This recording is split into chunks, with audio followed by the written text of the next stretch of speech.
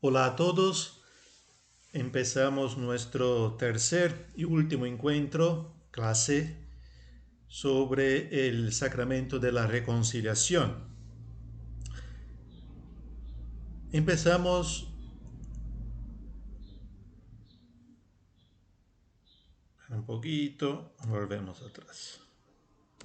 Empezamos con los últimos dos puntos de nuestro breve curso, llamamos así, punto cuarto y punto 5. El punto cuarto, el sacramento de la reconciliación, una realidad sanante y liberante. Después de haber hecho una introducción haciendo más hincapié sobre la parte antropológica, después los fundamentos bíblicos del sacramento, ahora empezamos a sacar un poquito las conclusiones, sea del punto de vista del sentido del sacramento y de su expresión en la pastoral, ¿no? En la celebración, que veremos del punto 5. Entonces,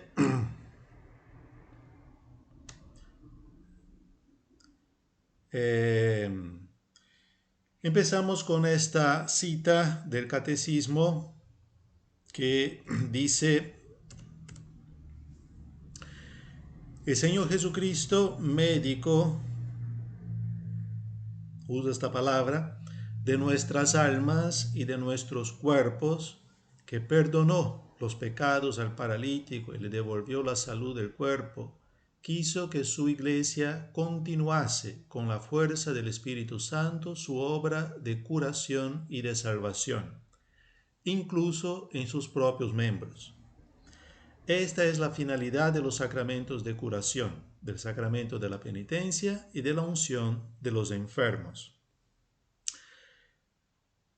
Entonces, la primera cosa que queda claro es que la iglesia prolonga en la historia, hace presente de generación en generación la misma obra sanadora de Cristo. ¿Ah? Quiso que su iglesia continuase con la fuerza del Espíritu que sanó, que liberó, que convirtió, que sanó los enfermos de cuerpo y alma, continuase por obra de la iglesia. Esta es la finalidad. Entonces vemos un poquito cómo profundizamos un poco este aspecto. El sacramento, una realidad sanante. Podemos, yo siempre intento dar la mirada así más no general, pero la idea, tener presente la idea principal, los elementos de la idea principal. Entonces, al centro, lo que sana no es tanto, vamos a dejar escrito después, el decir los pecados.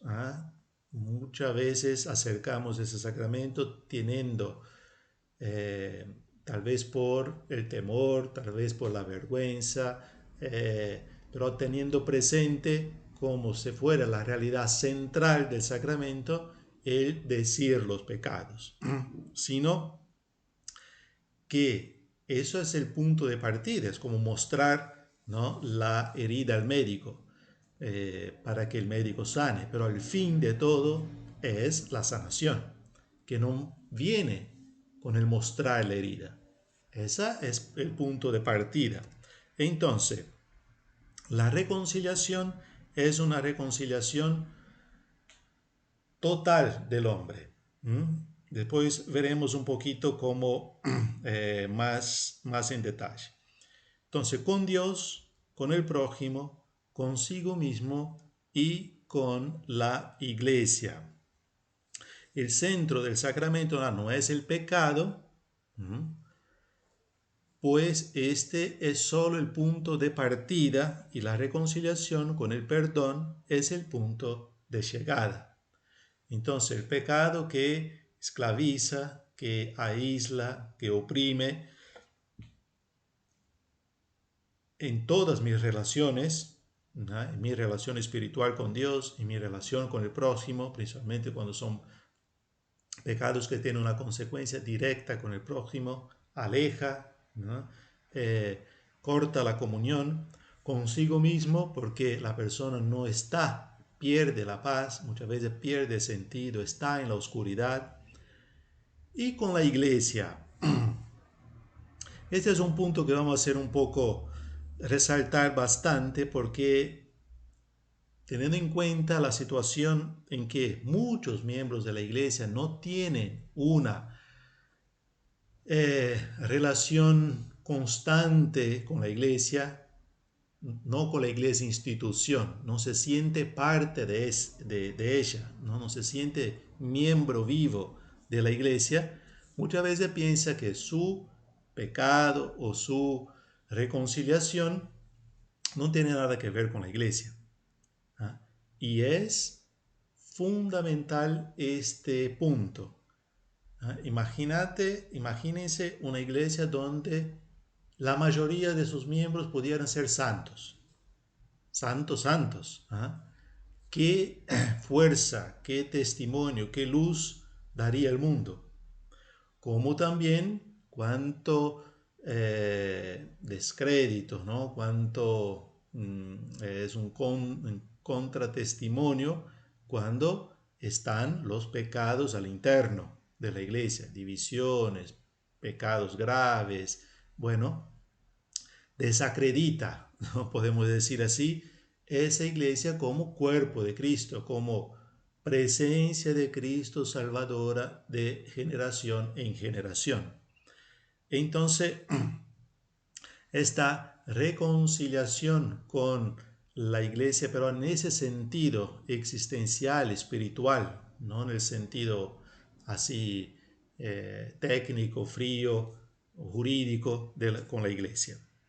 Bien, entonces el sacramento, llamamos así, que nos, eh, que nos sana, restaura todos estos frentes. ¿Ah? Bien, seguimos. Entonces, dicho de otra manera, lo que estaba en el cuadrito, en el resumen anterior, restablece la amistad con Dios, recupera la convivencia deseada. La convivencia deseada puede ser eh, a nivel personal con el próximo, puede ser a nivel social, muchas veces dependiendo de la extensión, podemos decir, de las consecuencias del pecado, una persona se aísla también a nivel social. Y recupera el sentido de la vida cristiana, un poquito cuando hablábamos de la relación con la iglesia, porque es donde la persona se nutre, donde escucha una palabra, donde recibe los sacramentos, donde vive la vida de comunidad, donde alimenta su fe. ¿Eh? Muchas veces cuando está en un estado así de separación, ya no se acerca más, no le interesa más, está así en una situación fría o tibia en ese sentido. Entonces, la reconciliación tiene estas consecuencias y es importante que se vea.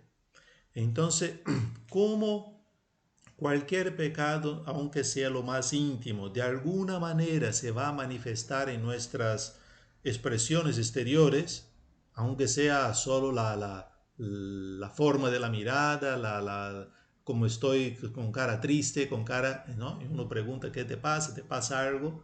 Porque adentro tal vez está viviendo algo.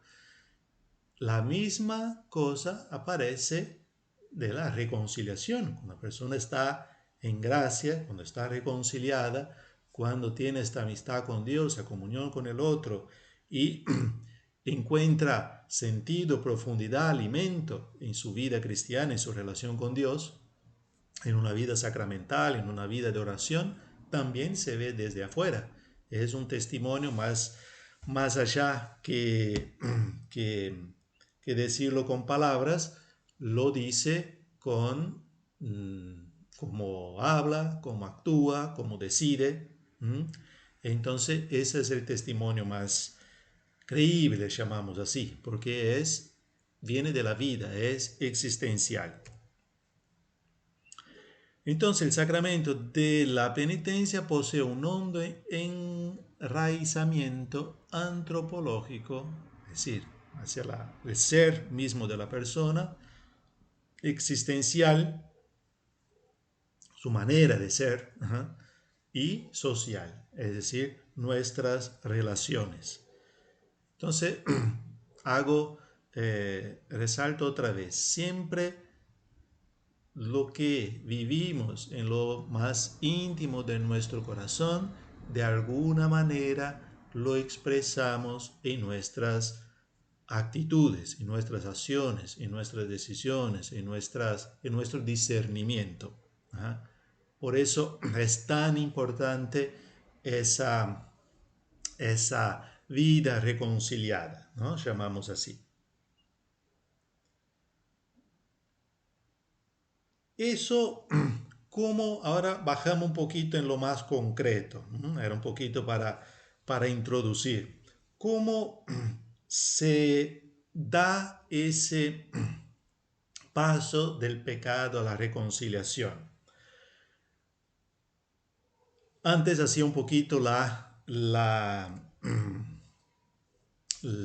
comparación con el médico que cura nuestras enfermedades físicas. ¿Ah?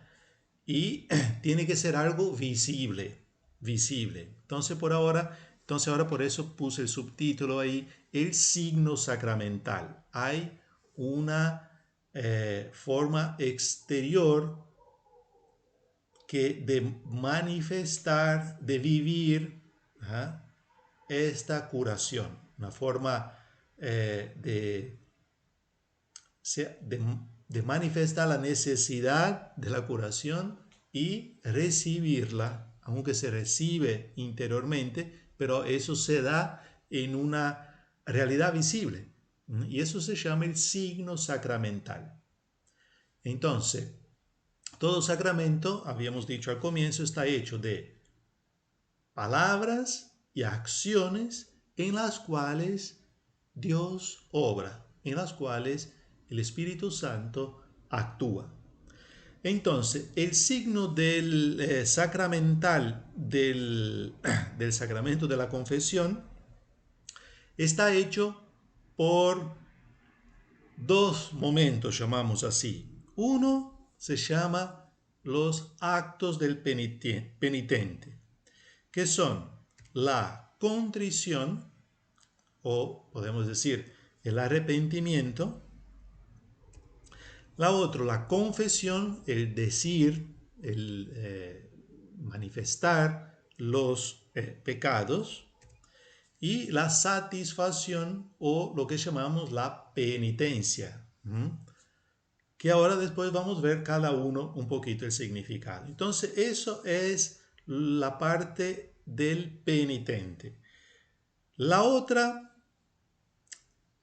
es la mediación eclesial, que está hecha por el ministro, la presencia física del ministro y la presencia física del penitente. Por eso no vale las confesiones hechas por internet o por teléfono, ¿no? Para la validez de los sacramentos se necesita la presencia física de la persona. Y el ministro, a nombre de la iglesia, que es el cuerpo de Cristo, que es Cristo, que él preside a nombre de Cristo, juzga y absuelve, teniendo en cuenta que ese juicio no va comprendido en el sentido jurídico de la palabra, sino que dentro del juicio en que Cristo tuvo hacia nosotros, que fue la misericordia. Pero no deja de ser un juicio que en muchos casos ayuda a discernir también la gravedad del pecado y las consecuencias de ese pecado, ¿ah? Para poder, podemos decir así, ayudar que la persona reciba dentro de del signo sacramental eh, la, o que esté, podemos decir, para recibir el perdón en una disposición la más, la más como un contenedor, ¿no? Que recibe esta gracia, el más preparado posible, llamamos así. Entonces es en ese sentido. Bueno, la solución que es el perdón. ¿Qué es el perdón? Entonces vemos un poquito más en detalle los actos del penitente y la mediación eclesial. Entonces estamos. La contrición, es decir, el arrepentimiento. ¿En qué sentido va vivido o en qué sentido la iglesia entiende este momento? Es el, la grandeza del hombre poder reconocer su miseria. No es lejos de un acto de humillar la persona, de achicar la persona, de acusar la persona. No, la grandeza del hombre es grandeza del hombre poder reconocer su miseria y poder reconocer que él lo hizo, que no fue culpa de la sociedad, del vecino, del marido, de la mujer, de eso, del otro, sino que él reconoce que nació de su miseria, de su pecado. ¿Ah? El pecado nació de dentro de sí. Entonces, la contrición, el arrepentimiento, viene por primera cosa, es un hecho que hace crecer el hombre, no lo disminuye en ese sentido. Una persona que nunca reconoce sus faltas, reconoce sus errores, sus equivocaciones, independientemente de la fe, ¿eh? Hablamos así en general, es muy superficial, es todavía eh, así, está ciego dentro de su arrogancia, dentro de su prepotencia, dentro de su orgullo, y todavía no llegó a la verdad, ¿eh? De su ser. Bueno, la contrición también es la repugnancia hacia las malas acciones. Después veremos un poquito cuando veremos la historia del sacramento. En la Edad Media se hablaba de contrición perfecta e imperfecta. Eso para indicar cuánto fue profunda ese dolor, esta repugnancia, podemos usar hasta el odio a las malas acciones que yo cometí. Muchas veces para un cambio, o casi siempre, para un cambio radical, para que uno deje realmente un pecado, una esclavitud, yo necesito llegar a odiar ese mal. Hasta que lo veo más o menos amigable, de alguna manera llevo adelante, de alguna manera está en mi vida, pero ya no creo en el fondo de dejarlo. Sí, Señor, cuando perdona, perdona los pecados, pero en el fondo no llegó. ¿Ah? Ahí donde es como que lo defendí, ¿no? Y la gracia del Señor puede hacer obrar de una manera misteriosa y más allá de lo que podemos entender. Pero hay una parte que es mía, podemos decir, Y si yo voluntariamente de alguna manera lo tengo ahí calentando este mal, sí sé que es mal, pero en el fondo no siento este no luto, ¿no? Este duelo. Por eso todavía va a quedar ahí. Es como, volviendo al ejemplo del médico, voy al médico, presento todas mis dolencias, pero hasta una que es llevadera, podemos decir así, y ya no hago tanto caso y ni le digo nada. Y tal vez es la causa de muchas otras, ¿no? Bueno, y la contrición es fundamental para nuestra conversión. Bueno, eso tal vez para los que están viendo esa tercera parte, sin ver la segunda, en la segunda parte hemos hablado muchísimo de esta palabra y ¿no? Dando todo el sentido bíblico de la palabra conversión, que es cambio de ruta, que es volver sobre sus propios pasos y retomar el camino de la vida, que es una actitud constante de la vida espiritual, pero principalmente cuando nos acercamos a ese sacramento. ¿Ah? Es la vida interior. Cuando el bautismo está vivo, podemos decir así, estamos constantemente en un estado de conversión, un estado de santificación. No, nunca existió un santo que dijo, bueno, ya soy santo, ya está, ya estoy bastante convertido y no necesito. No, todos los días necesitamos que el Señor nos transforme el corazón. Bien, la confesión, la confesión, pongo acá mis notitas que sigo para ver si no olvido tanto. Eh, Primero, la confesión es la manifestación del arrepentimiento.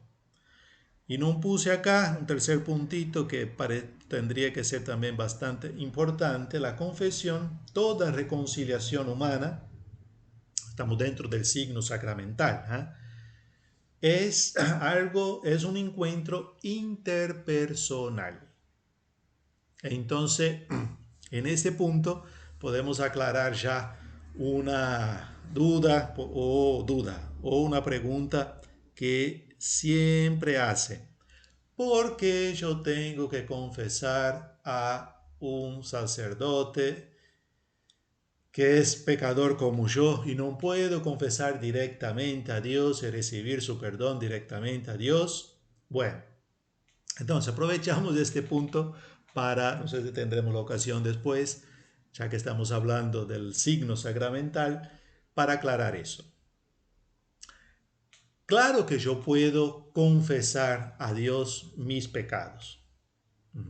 Es una forma bellísima de oración, es una forma linda de relación con Dios. También los muchísimos salmos son salmos donde el salmista, la persona en su situación de dolor, en su situación de abandono, en su situación de injusticia, manifiesta a Dios todo lo que tiene en su corazón. Muy bien, eso lo podemos hacer. Pero el sacramento es otra cosa, que está vinculado con la iglesia, que está vinculado con la iglesia. La iglesia es el cuerpo de Cristo, es decir, la presencia de Cristo de generación en generación. Eso es la misión de la iglesia, ser presente,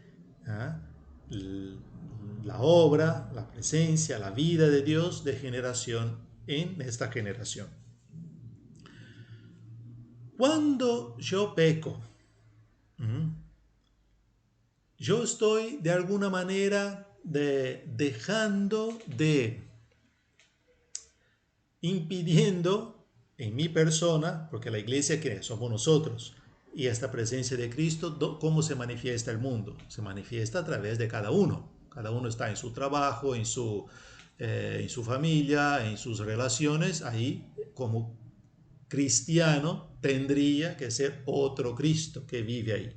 Cuando yo peco, me separo de Dios y hago mi vida así sin Dios, como si Dios no existiera, yo estoy en el fondo impidiendo con ese pecado que la iglesia sea sacramento visible, signo visible de la presencia de Dios. Porque me están viendo a mí cristiano que me conocen como cristiano, pero en mi vida no aparece, no se visibiliza esta presencia viva de Cristo. Entonces, cuando yo confieso, yo necesito confesar también, reconciliarme también con la iglesia. Y eso tiene que ser de manera visible, física. Entonces, el ministro que representa a la vez Cristo que perdona y a la vez la comunidad cristiana, la iglesia que también te perdona. Entonces esa reconciliación con la iglesia es el por qué yo necesito uno de los por qué necesito confesarme con el sacerdote que a nombre de la iglesia me recibe, me acoge y me perdona. Pues vamos a ver en la historia que en los primeros siglos eso era muy evidente, después se fue perdiendo. Bueno, y segundo, que para cada sacramento existe un ministro ordenado que en la persona de Cristo eh, hace actual el sacramento, que es, ¿no?, el sacerdote. Bien, entonces pienso que ¿no?, está más o menos claro ese punto. Bien, la satisfacción, que es la penitencia, tiene ese sentido. Liberarse de las trazas dejadas por el pecado, de los rastros que deja el pecado. Aunque el pecado fue perdonado, la culpa del pecado fue perdonada, pero el desorden que dejó sigue. Y muchas veces necesita un tiempo. Bueno, por eso ese tiempo está dentro de todo el proceso que llamamos de conversión de uno. Pero ciertos actos, ciertas heridas que hemos confesado, tal vez necesita focalizar esa medicina acá, dice acá, ese momento de sanación que normalmente es un proceso, de una manera más específica, ¿no? Focalizarlo eso. Y eso es el sentido de la penitencia. Eso se ve con más claridad en los pecados más graves, llamamos así, tipo, ponemos, un aborto. Es algo que causa una herida profunda, ¿no?, a nivel psicológico, existencial, relacional de la persona. Entonces, cuando uno viene a confesarse, se puede plantear con el penitente, bueno, una obra en favor de la vida. Por ejemplo, si hay en la iglesia, no sé, la pastoral de la salud, bueno, estar un tiempo ahí.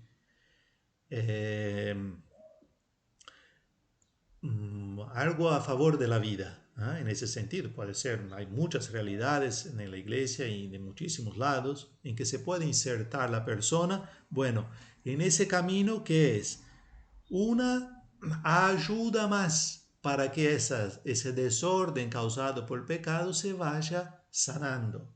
Entonces, la satisfacción o la penitencia no es un castigo, absolutamente, no es una punición en ese sentido, es una ayuda. Por eso normalmente también en los pecados cotidianos, que no tienen mucha gravedad, llamamos así, muchas veces eso se redució a una oración. Entonces también ese punto no es para cumplir de manera mecánica o para cumplir, ¿no? Bueno, el cura me dijo de hacer eso, voy, hago, bueno, y ya está. No, también el penitente tendría que vivirlo así, ¿ah?, como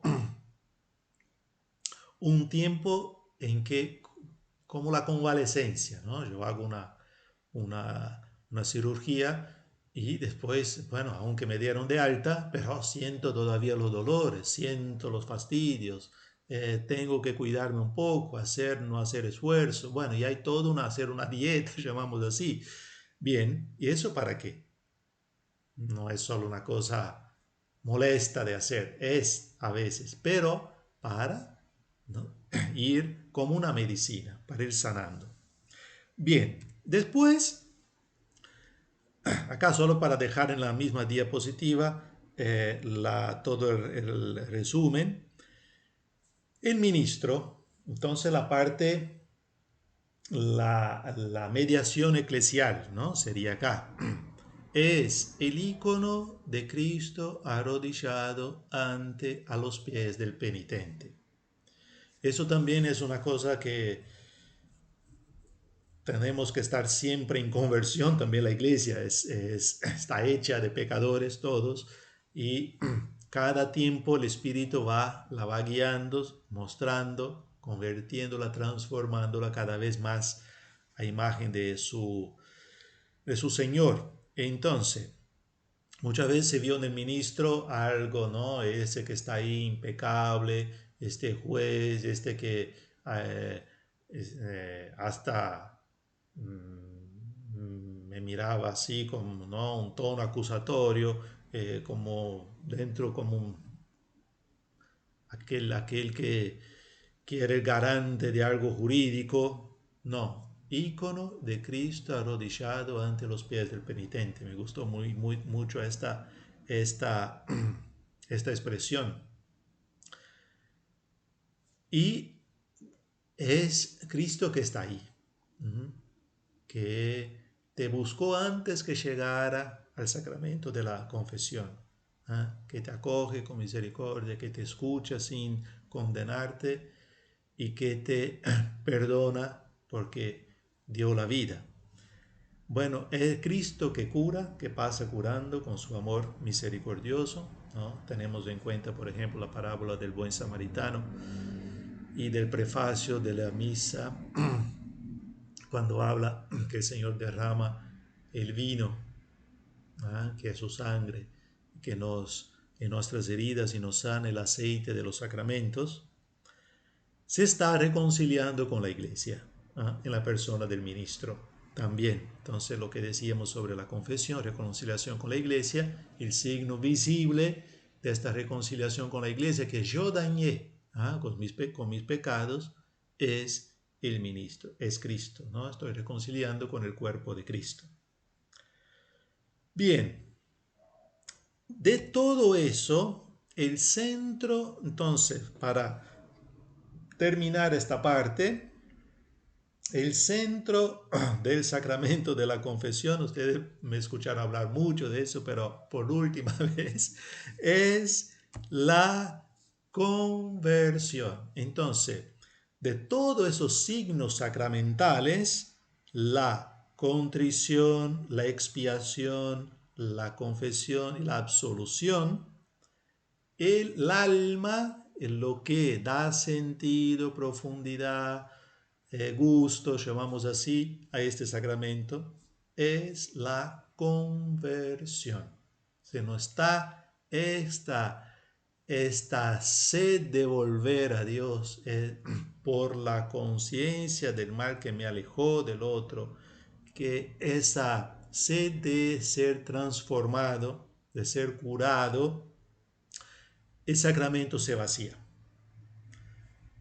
Entonces, el centro del sacramento es la conversión como dimensión propia de la vida del creyente.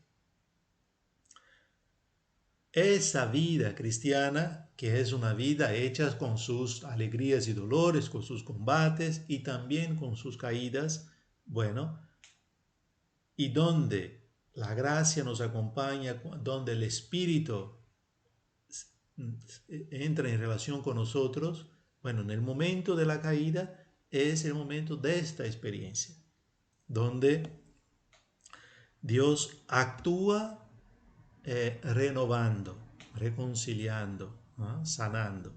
Bien, ¿para qué? Para que sigamos el camino. ¿Mm?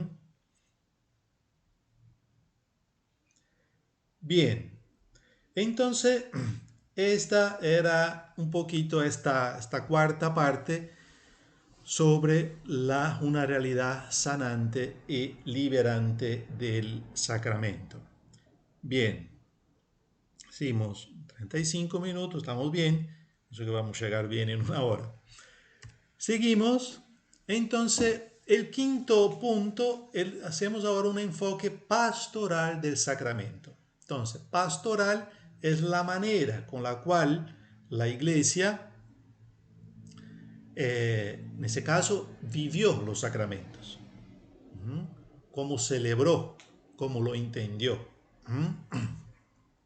Y lo entendió y lo propuso a la gente. Pastoral es la manera con la cual la iglesia lleva a Cristo a las personas o ayuda a que las personas encuentren el Señor.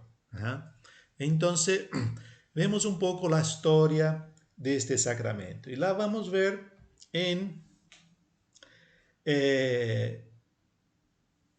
5 partes. Bueno, entonces, una primera parte en la iglesia apostólica del primer siglo, un poquito cómo era.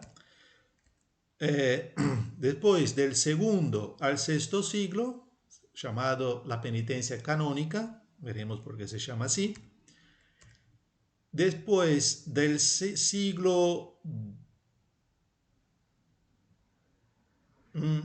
acá no está bien, el contrario, del séptimo siglo, no está bien, del séptimo hasta el siglo XII, del séptimo, no dice 7, dice 7, está el séptimo, y después del siglo XIII el siglo XX, con el concilio, principalmente el concilio de Trento, el otro se llamaba el tiempo de la penitencia tarifada, vamos a ver por qué se llamaba así, y por último la reforma del concilio Vaticano II, y todos los desafíos que todavía no necesitamos ir creciendo en ese sentido. Bueno, bien, entonces en la iglesia apostólica,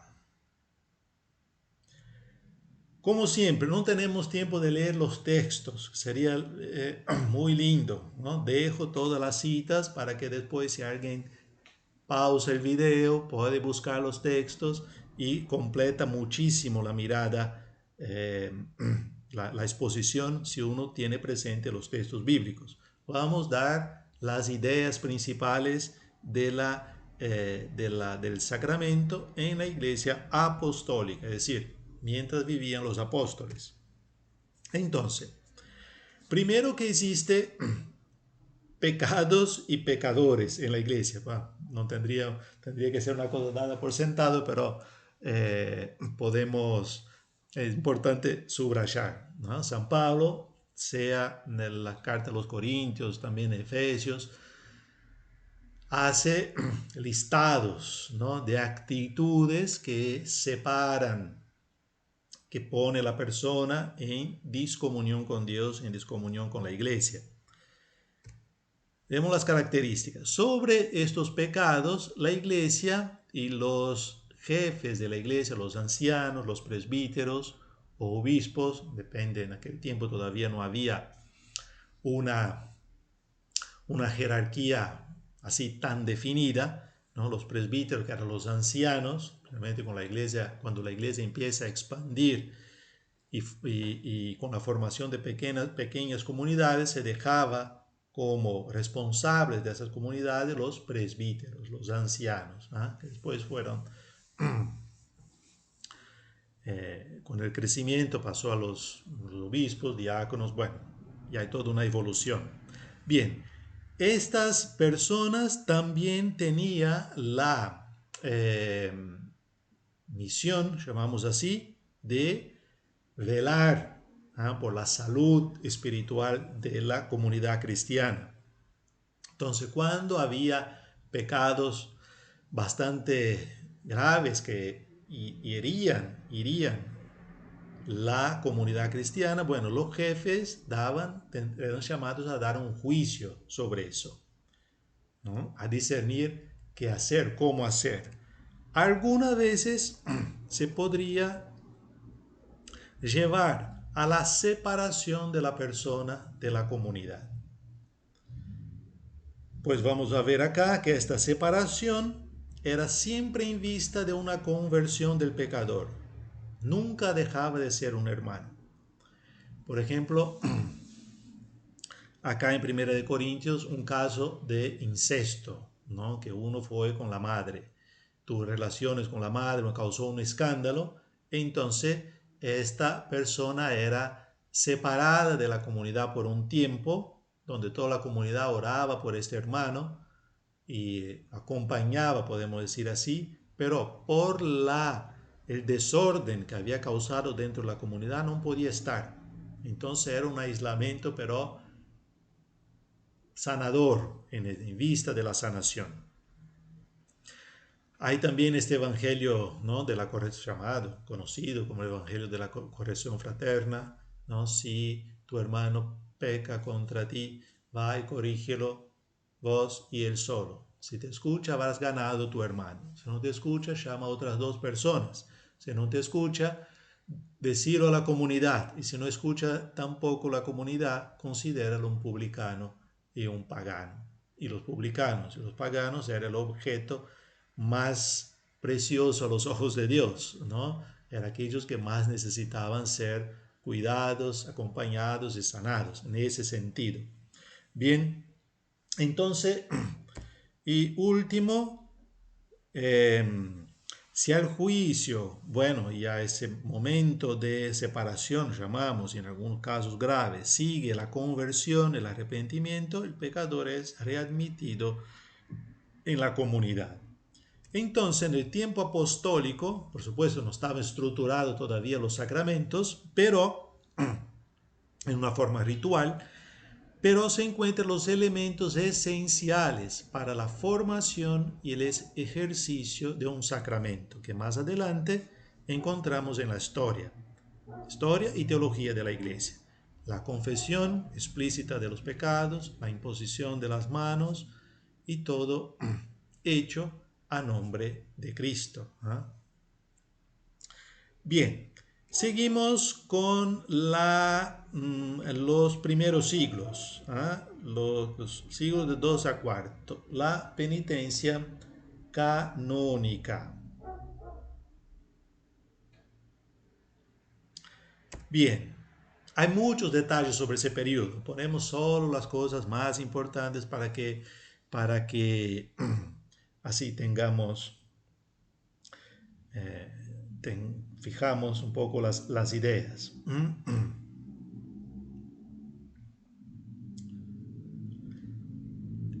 En ese periodo aparece la confesión del pecado secreta al obispo o al presbítero encargado, y así era admitido entre los penitentes. Entonces, ¿qué pasaba cuando una persona venía a confesar?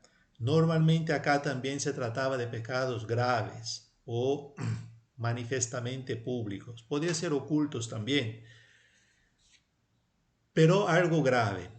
Si cuando es un tiempo en que nació el orden de los penitentes. ¿Por qué? Porque se distanciaba la confesión de la absolución en dos momentos distintos. Entonces, primero, el penitente llegaba, manifestaba secretamente su pecado y después empezaba un periodo de conversión o de sanación, llamamos así. No podía participar de las celebraciones como los otros y ibas a formar parte de este grupo de penitentes, personas que seguían escuchando la palabra de Dios, seguían escuchando las catequesis, viendo los sacramentos, ¿no? Participando de los sacramentos de una forma particular, como los catecúmenos, por ejemplo, que se preparaban al bautismo, también era muy fuerte el catecumenato en ese tiempo, tenía un lugar separado, preparado para ello en la iglesia, y, y todavía no podían participar plenamente de la vida de la iglesia. Bueno, algo parecido con la orden de los penitentes. Y eso duraba dependiendo ahí del juicio del obispo, del sacerdote. Podía ser meses como podía ser años. ¿Mm? Y entonces se establecía en este periodo obras penitenciales para hacer, ayunos y otras prácticas exteriores para que se manifestaran así visiblemente que esta persona quería reconstruirse, ¿eh? Quería dejar los pecados pasados.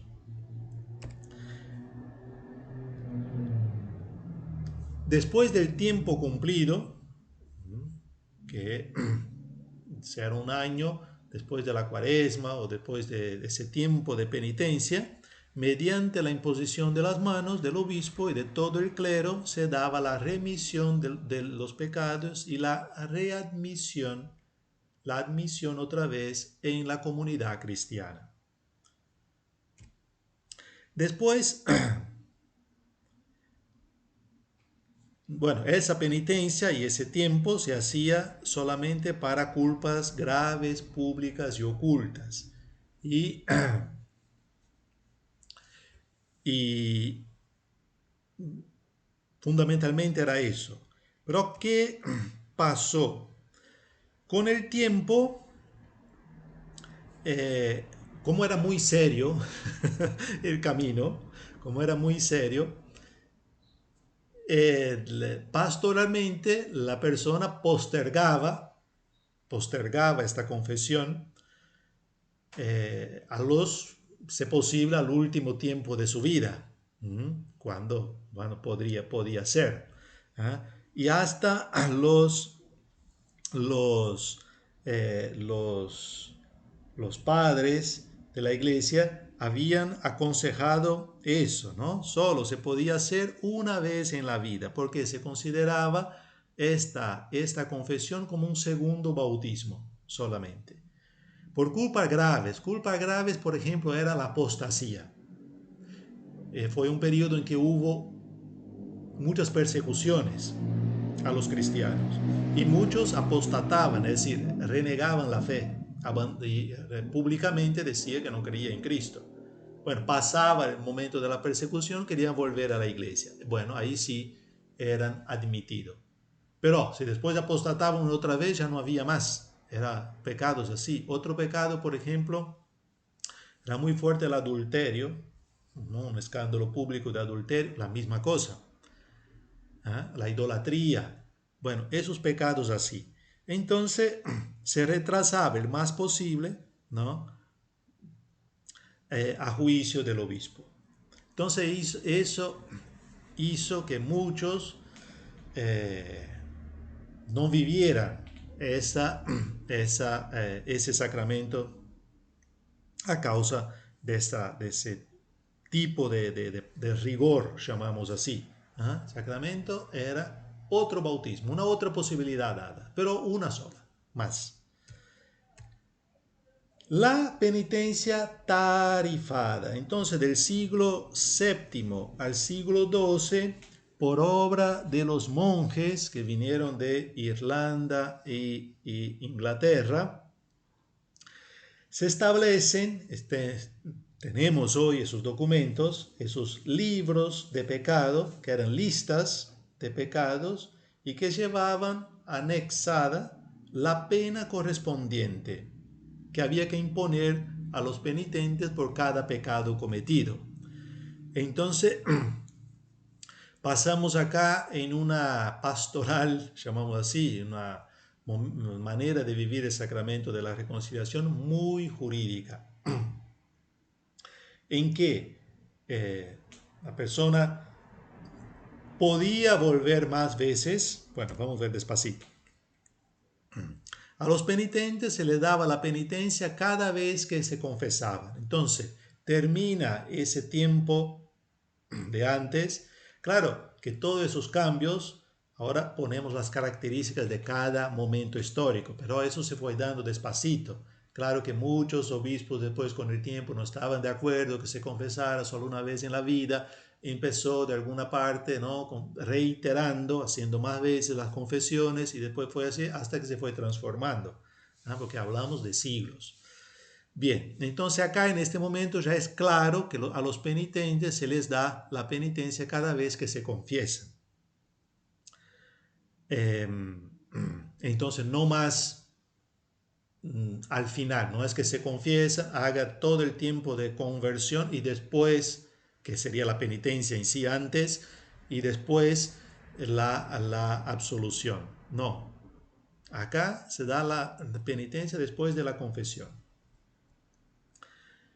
Para que cumplan, ¿ah?, y después vuelven para la absolución. Entonces, entonces, las penitencias eran escritas en un libro y cada penitencia correspondía a un tipo de pecado. ¿Qué pasó? Entonces establecen elencos y listas de pecados que llevan anexa la pena correspondiente, que hay que imponer al penitente por cada uno de los pecados. Por eso se llama tarifa, tasa, ¿no? Y quedó muy conocida esa pastoral de estos siglos por ese tipo por esa manera de hacer.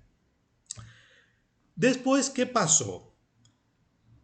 Que muchas veces, sumando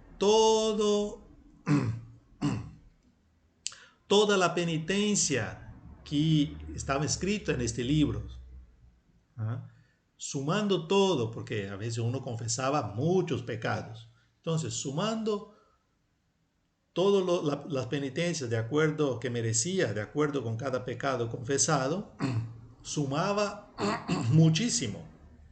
Entonces la penitencia que tenía que hacer la persona era muy grande.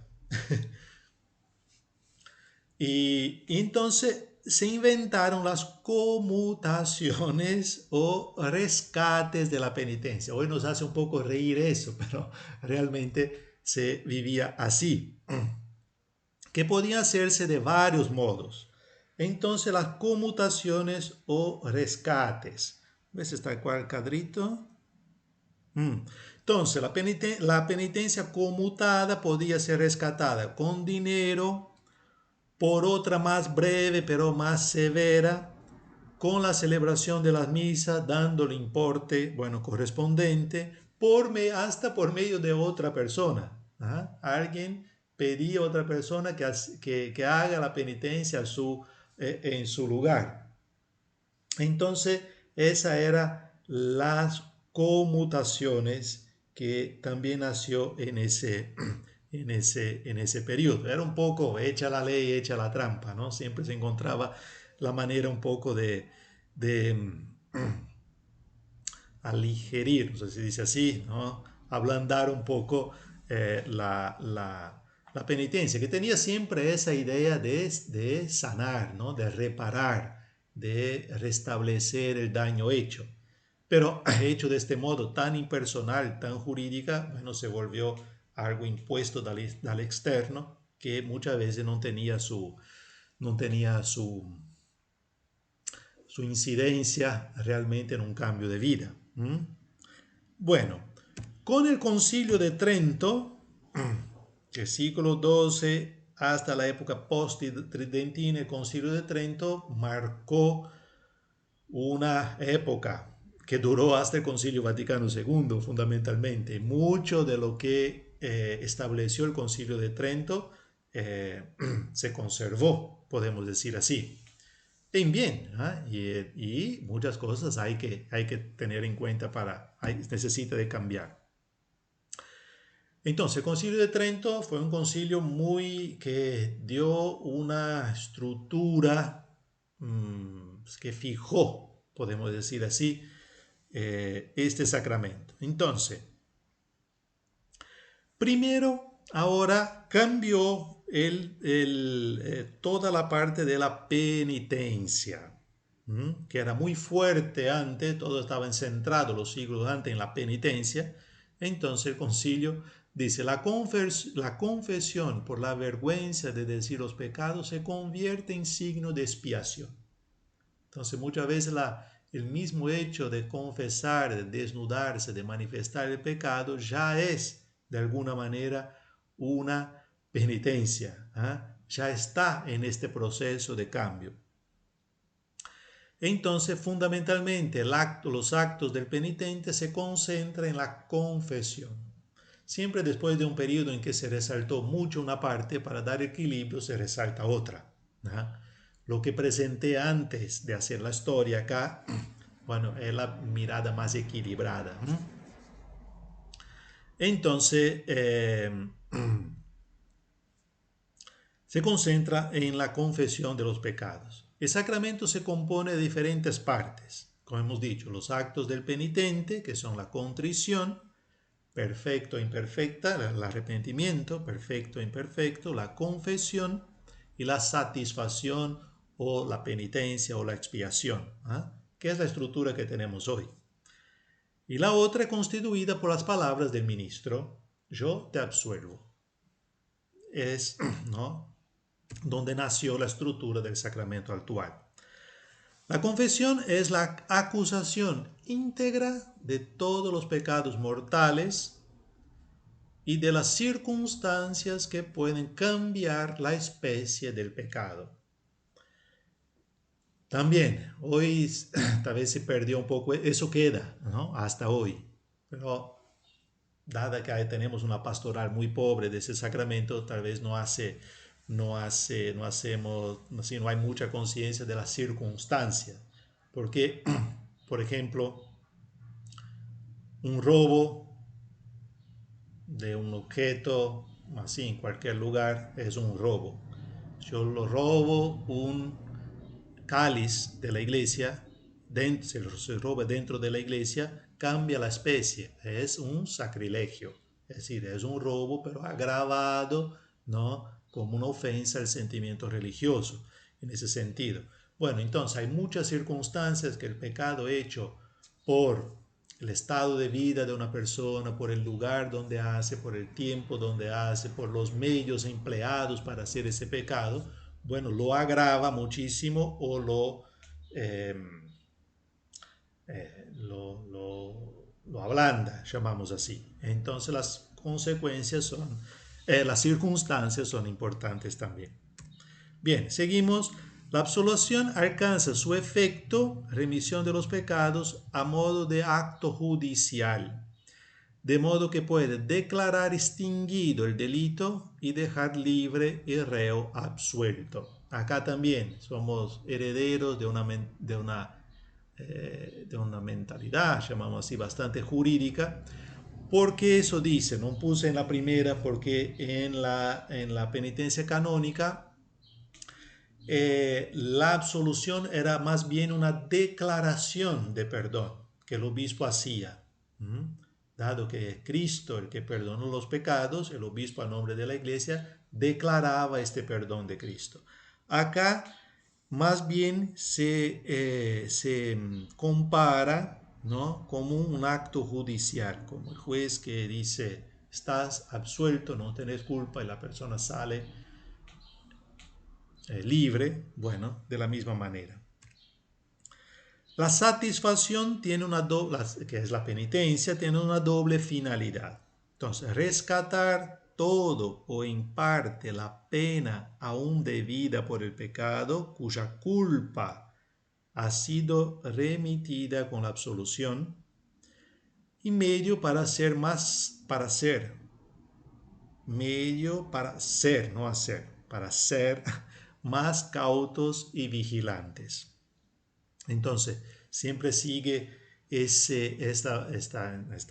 la parte B, esta mentalidad de la penitencia como un momento sanante. Acá después vemos esa diferencia entre pena y culpa. Porque si tenemos tiempo, después digo una palabrita sobre las indulgencias, que es esta división entre pena y culpa, Yo cuando cometo un delito soy culpable, es decir, fue bajo mi responsabilidad, yo asumo lo que hice. Y ese, y ese delito tiene una consecuencia, que es la pena. La pena temporal, se llama así, ¿no? Que una consecuencia que yo voy, que va a llegar a mi vida por la culpa que tengo. Entonces, la penitencia, la satisfacción, sirve a rescatar un poco esta pena. La culpa se perdona con el pecado, pero las consecuencias, ese desorden que queda, bueno, necesita ser sanado también. Bien, la reforma del Concilio Vaticano II. Pero antes de ver la reforma, vemos un poquito los puntos de qué es lo que hemos heredado. ¿Qué es lo que hemos heredado? Es decir, ¿qué es que llegó a nuestra época moderna o posmoderna? El concilio terminó en el 1964. Entonces llegamos con una pastoral así, con una cierta conciencia de inutilidad del sacramento. Tantas veces he repetido, pero eso porque muchas veces faltó el alma, que hemos siempre dicho cuál es la conversión. La conversión, la sed de conversión. Hacer solo para poner en paz la conciencia no cambia nada. Entonces uno con el tiempo experimenta una cierta inutilidad, ¿no? De haber caído varias veces en la misma cosa, el mismo perdón, pero al final la falta de una expresión eclesial a nivel litúrgico de la confesión. Es lo que muchas veces vivimos hoy también. Viene, ¿no?, la persona y así busca el cura y se confesan, así, la confesión individual afuera de una celebración. Entonces, falta de una expresión eclesial a nivel litúrgico de la confesión. La reducción de la confesión a una larga lista de pecados sin llegar a conectar los pecados que están a la base de sus actos, es decir, sin dar mucha profundidad.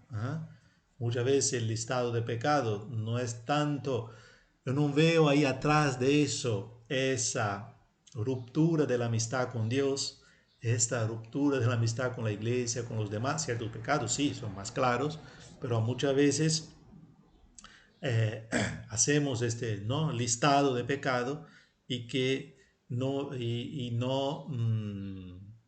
vamos más en profundidad lo que está a la base de eso, sea lo que causó y sea sus consecuencias. La concentración en el pecado más que en la misericordia de Dios, también acá, ¿no? Muchas veces tenemos, por el efecto psicológico que tenemos y por la poca, llamamos tal vez, vida espiritual. Entonces cuando uno llega a la confesión está más preocupado en lo que tiene que decir, cómo tiene que decir, si el cura lo va a entender, si el cura lo va a juzgar, se lo va a retar. Entonces más preocupado sobre el pecado que sobre el baño regenerador, llamamos un segundo bautismo, ¿no?, de la misericordia del sacramento. La pobreza de rito, confesión, absolución, con la pérdida de la expresión significativa de los otros actos del penitente. Entonces, la contrición, ¿no?, el arrepentimiento y la penitencia se perdieron bastante, ¿no?, y quedó prácticamente la confesión y la absolución. Bien, vemos un poco ahora la reforma del sacramento del concilio. Entonces dice así: el concilio tuvo en cuenta estos tres elementos para poder reformar o podemos decir así, dar vida, ¿no?, a este sacramento. La conversión, entonces acá tenemos que hablar todo, qué tenemos que hacer, no solo cuando se vive el sacramento, pero para que el cristiano hoy esté en un estado de conversión. ¿Qué hace falta? Después, la pastoral, la praxis del sacramento, su expresión litúrgica y al centro la palabra de Dios. Entonces, esos tres elementos nos ayudan a comprender la verdadera realidad del sacramento y que se deben tener en cuenta para redescubrir el sacramento de la confesión en la actualidad. Ese sacramento es de toda la iglesia. Aunque la confesión sea individual, su carácter y celebración es de toda la iglesia. Entonces, haciendo celebraciones penitenciales, estamos expresando que toda la iglesia está en conversión, que toda la iglesia está sedienta de perdón, necesitada de perdón, y toda la iglesia se está reconciliando con Dios constantemente. Bueno, vemos acá si tapé algo. No. Bueno, seguimos. Entonces, primero, recuperar la dimensión comunitaria del sacramento. Ahora vemos ese penúltimo cuadrito y ya terminamos. Recuperar la dimensión comunitaria. Eso no significa confesiones públicas. Significa, no digo siempre, pero por lo menos algunas veces al año hacer una celebración comunitaria. Entonces vemos acá los elementos. Porque el pecado daña la comunión y deteriora la comunidad de los bautizados. Un poco como decíamos antes, explicando que es también una reconciliación con la iglesia. Hacer visible eso. Entonces, segundo, la comunidad no espera solo la reconciliación del que ofende y le acoge, sino que lo llama y lo acompaña. Y tercero, el confesor representa a la comunidad. Bueno, esta parte, explicando por qué no se debe confesar al presbítero, que es representante de la comunidad, un poco hablamos de eso. No hay espacio para poner todo acá, pero en nuestra poca o mucha experiencia pastoral, cuánto cambia, cuánto es distinto cuando vivimos el sacramento de la reconciliación en una celebración comunitaria específica para eso, que puede ser, ahora vamos a ver, ¿no?, la palabra de Dios, una abundante palabra de Dios, una predicación, cuando está, por ejemplo, en un contexto que llamamos un predicador en la parroquia y hacemos las confesiones con los curas disponibles, dentro de un contexto donde la palabra y la predicación suscita esta conversión, ese deseo de volver, e ilumina la realidad del pecado. Bueno, las personas acorren a los sacramentos con un sentido nuevo.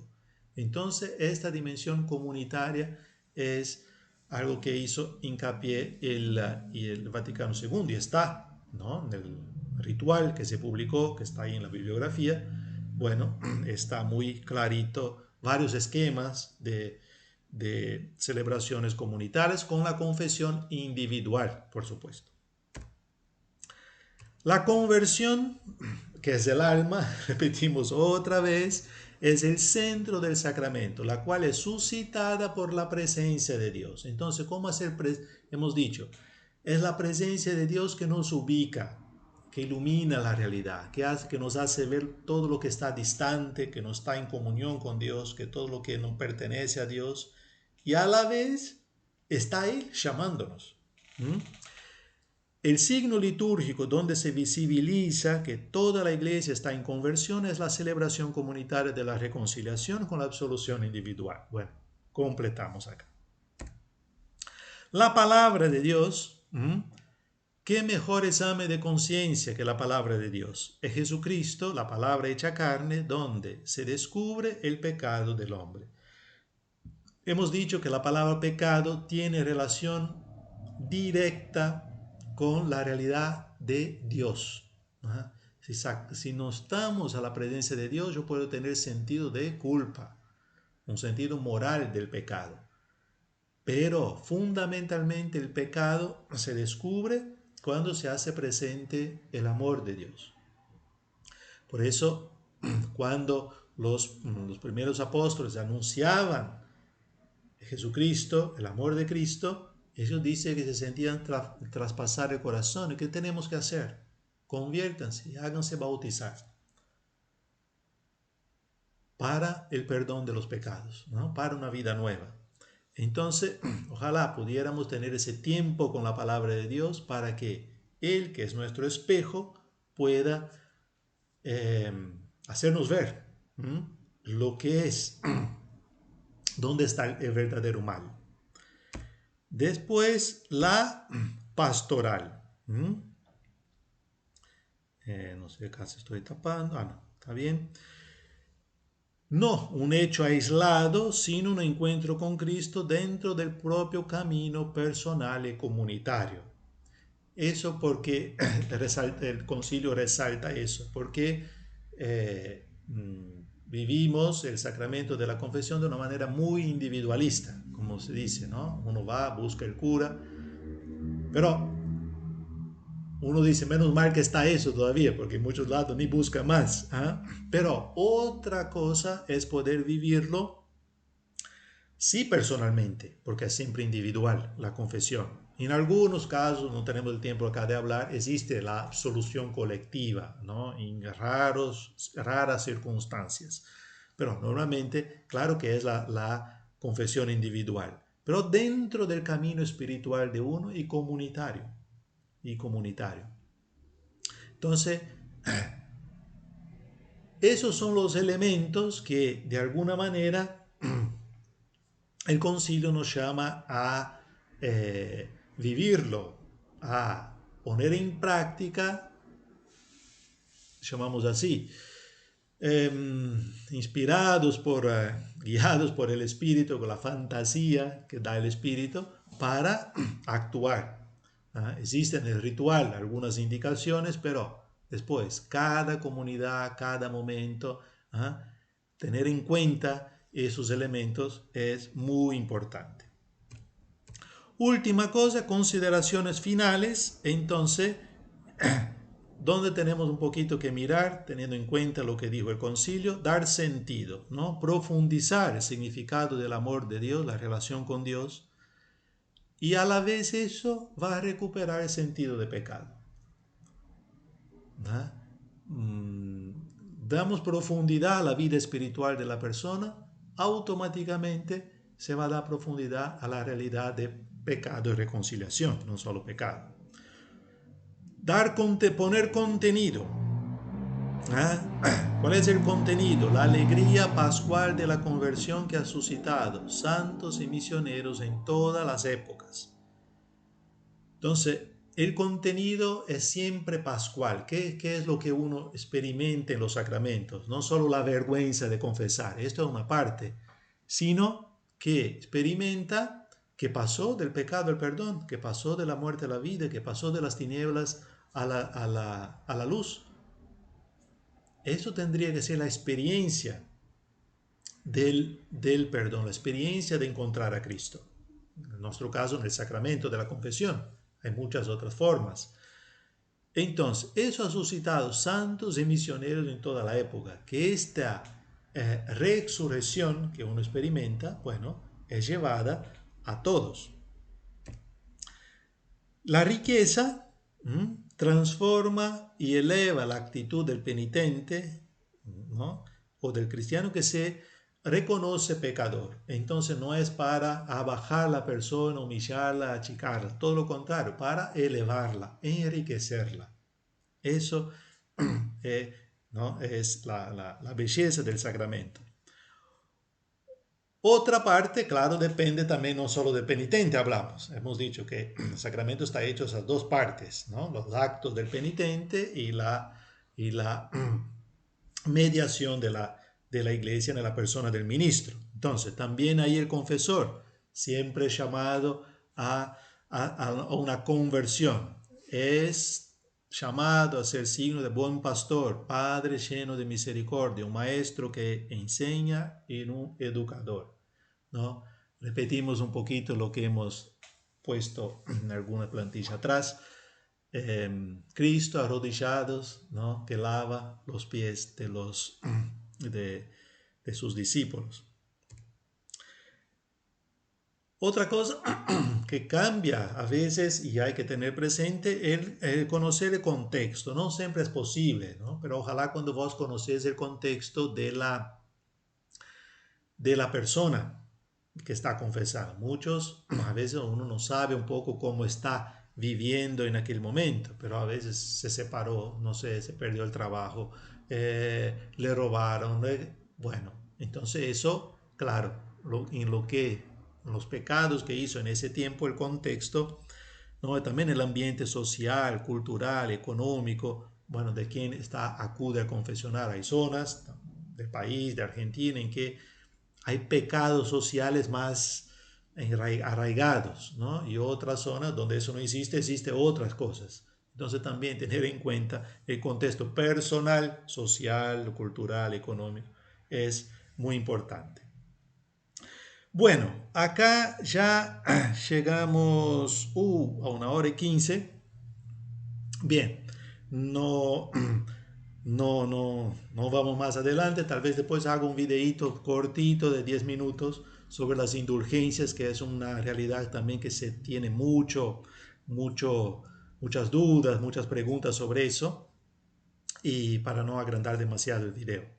Bueno, entonces con las consideraciones finales, que podamos no solo gustar personalmente este sacramento, como este encuentro liberador con el amor de Dios, sino que también podamos transmitirlo de alguna manera a muchos otros hermanos. Buena, gracias por la paciencia, por haber escuchado. Bueno, y repito, en ese tercer video dejo todo en la descripción, los enlaces para descargar este PowerPoint y algunos otros enlaces para el material. Bueno.